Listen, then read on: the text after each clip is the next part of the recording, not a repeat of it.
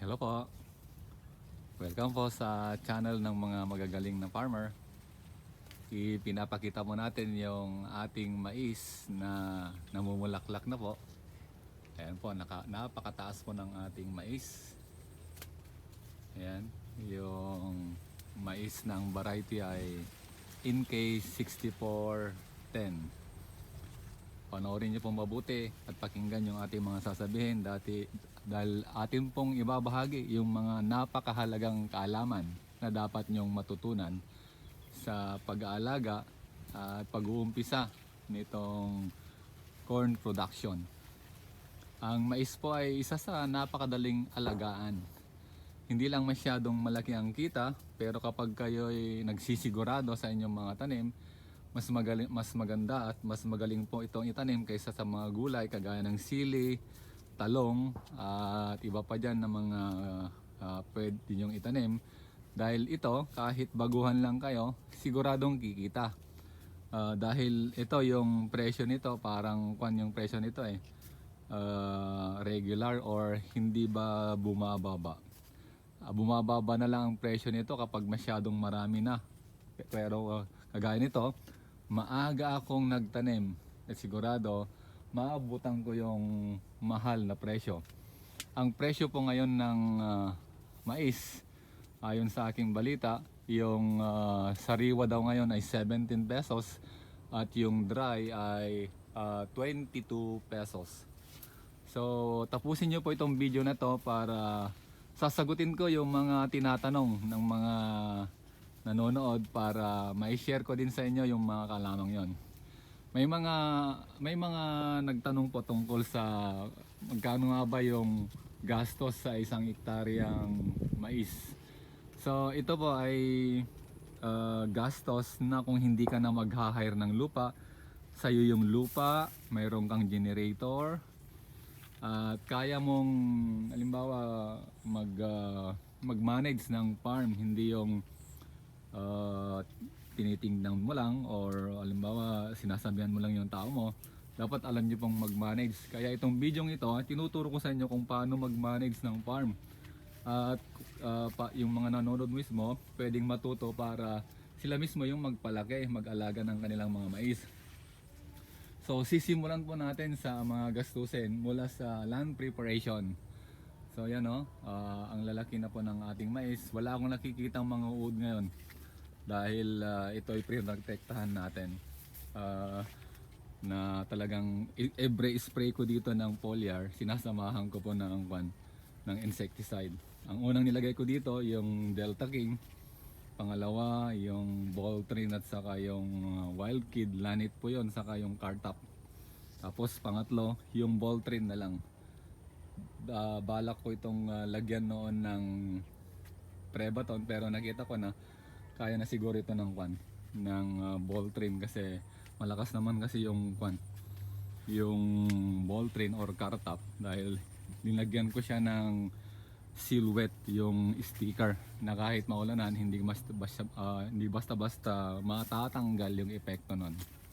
So ito na po yung maghanda kayo ng papel at lapis or ballpen at papel para maisulat yung mga detalye ng inyong gagastusin. Lalo na kapag kayo may malong na lupa, may recommend ko na magtanim kayo ng mais para sigurado ang kita. Kaya dito sa amin, may nagtanong na magkano ba yung upa sa isang hektarya. So in 1 year, dito sa amin ang upa sa isang hektarya ay 50,000. Napakamahal. Pag hindi ka magaling, luging-lugi ka. Pero dito kasi dahil ang laki ng kita ng mais, mababa yung 100,000 sa na ang kita mo sa pagmamais sa isang hektarya. Kung mahina ka, hindi mo makukuha yung 100,000, pero yun ang pinakamababa na kikitain mo sa isang hektaryang mais. Ito ang lalaki ng ating mais. At tignan nyo naman yung mga puno, ang lalaki. Kaya siguro malalaki din yung bunga niyan. So sa land preparation sa isang hektarya, nangangailangan ka ng So siguro single pass, double pass or triple pass. Kaya kailangan mo sa land preparation maghanda ka ng mga 5,000 pesos.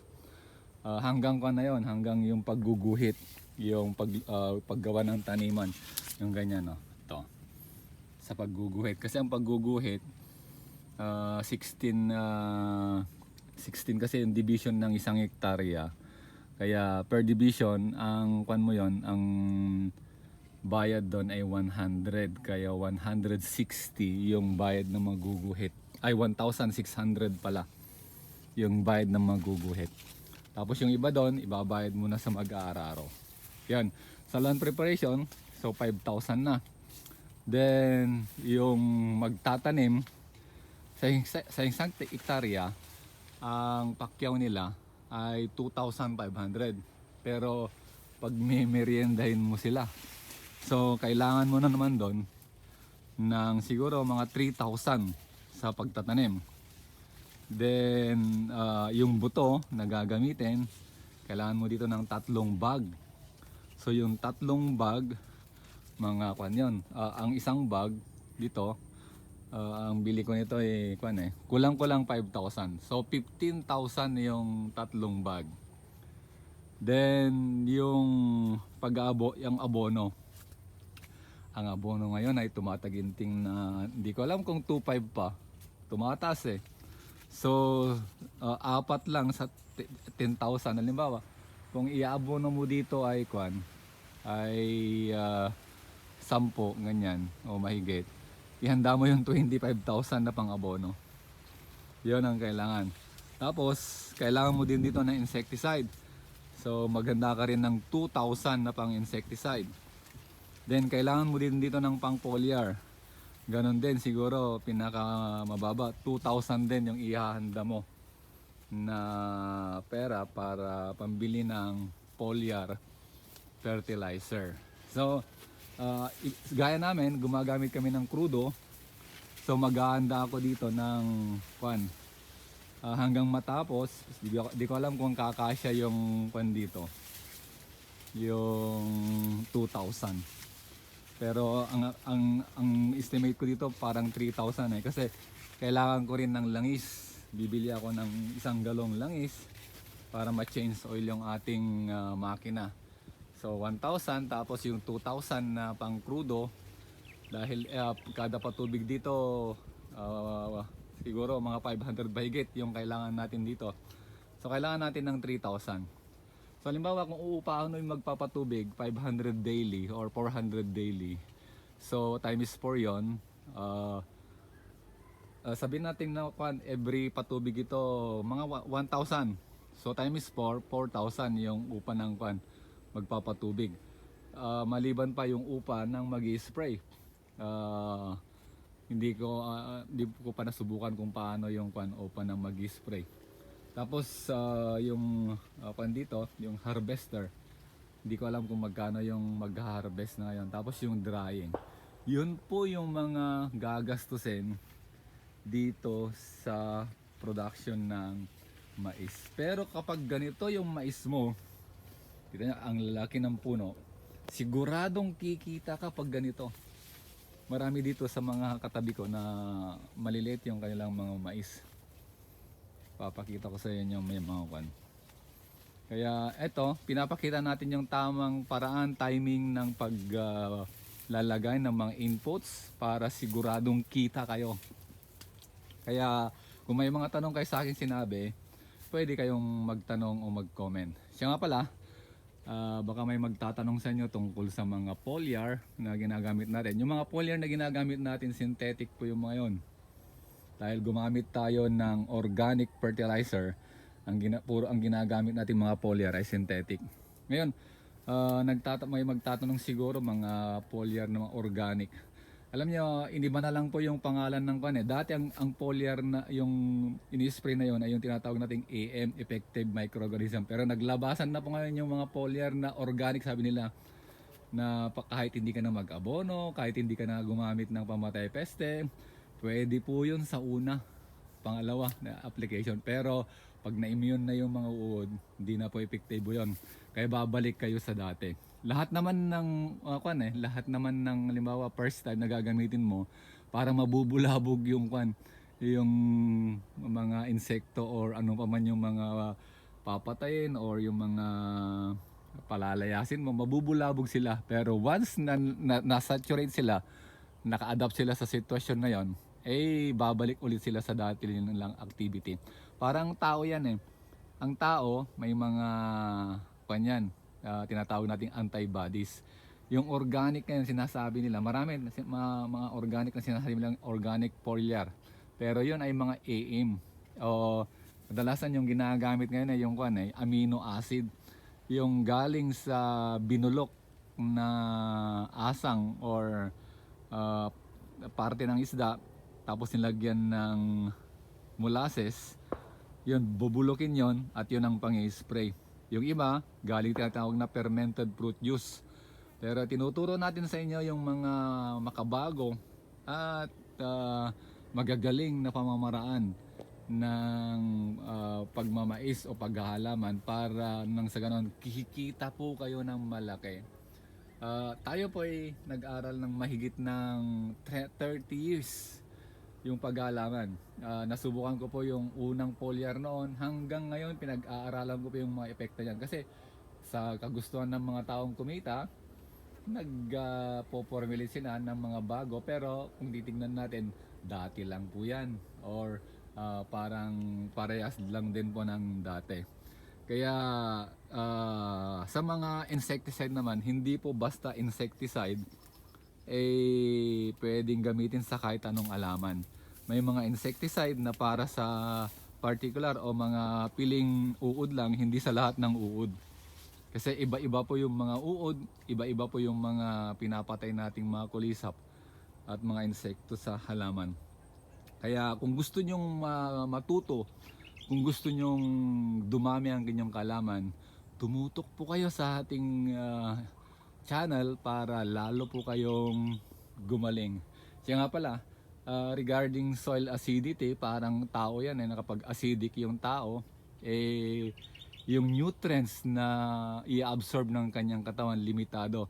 Ganyan din itong ating lupa. Kapag yung lupa nyo ay acidic, limitado din yung nutrients na ina-absorb ng inyong mga halaman dahil acidic nga, parang walang gana or hindi niya masyadong kakainin yung mga abono nilalagay nyo. Kahit ang daming abono, pero payat pa rin, hindi pa rin maganda yung ani nyo, siguro yung soil nyo is acidic. Palatandaan na yung soil acidic, yung halos wala ka nang makitang mga nakatirang mga organism dito sa atin. Tingnan nyo yung ating lupa, ang dami pong mga bulati niya ngayon. May mga kamaru, yung mga kinakain na dahil naglalagay po tayo ng organic fertilizer na mayroong mga effective microorganism. Kaya bumabalik po yung taba at sigla ng ating lupa. Kaya kahit gumagamit tayo ngayon ng mga synthetic na hinahaluan natin ng organic, ang outcome po niya, ang gagandang mga halaman at mais. So, kung gusto nyong gumaling, kung gusto nyong dumami ang inyong mga kalaman, tutok po kayo. Lagi na subaybayan nyo yung ating video para gumaling kayong mga farmer. Yung mga baguhan, ang itinuturo po natin dito ay hindi lang kung paano mag-produce ng sariling pagkain. Tinuturo natin dito yung negosyo na pagkukunan ninyo ng inyong ikabubuhay. Hindi lang mga backyard gardening. Simple lang po yon. Kasi gusto natin na lahat kayo matuto at magkaroon ng kabuhayan. Kaya halina kayo at sabay nating pag-aralan, sabay nating matutunan ang pangangalaga ng mga halaman na hindi lang kakainin kundi magiging source po ng inyong ikabubuhay. Ang ganda po ng farming. Diyan ko, kaya hindi ako umalis sa farming, bumalik ako sa farming kasi alam ko na dito malaking pera ang pwede nating kitain. Hindi ako nagkamali. Meron akong trabaho, ako po ay teacher, pero mas gusto ko po dito kasi unlimited po kasi yung dito yung pwede mong kitain kapag marunong ka na, kapag alam mo yung ginagawa mo. Yung mais natin, hindi na natin pwedeng ngayon puntahan sa loob kasi na na nahuhulog na yung mga pollen grain. Medyo kwan na. Mapupuwing ka na sa loob kapag papasukin yan kasi naglalabasan na yung kanyang mga kwan, yung kanyang mga bulaklak at may na nahuhulog na pollen. So hanggang dito na lang po. Kung may mga tanong po kayo, kung may mga gusto po kayong malaman, welcome po kayo sa ating channel.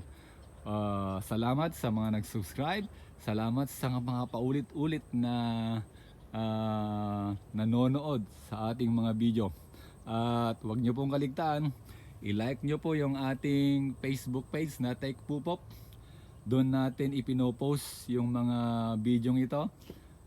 I-like nyo po yung, punta po kayo sa Facebook page natin, i-like nyo po yon, tapos i-share nyo, tapos mag-comment kayo ng kung ano man yung gusto nyo o parang natitipuhan nyo na mapanalunan sa ating mga sa product na bigay ng ating sponsor.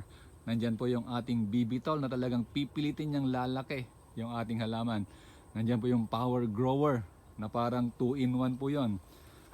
Nandyan pero yung Anaa na talagang ang ganda ng epekto sa ating halaman. At kung kayo naggugulay, ang ganda po ng ating yung heavyweight tandem. So kung gusto nyong magkamit ng ating giveaway, every video po nagbibigay tayo ng isang giveaway. So ang gagawin nyo lang, i-like yung ating Facebook page, i-share nyo yung ating video, tapos i-comment nyo yung gusto nyong giveaway. So kung kayo'y maswerte, maaring makukuha po ninyo yung ating giveaway. So maraming salamat at God bless po.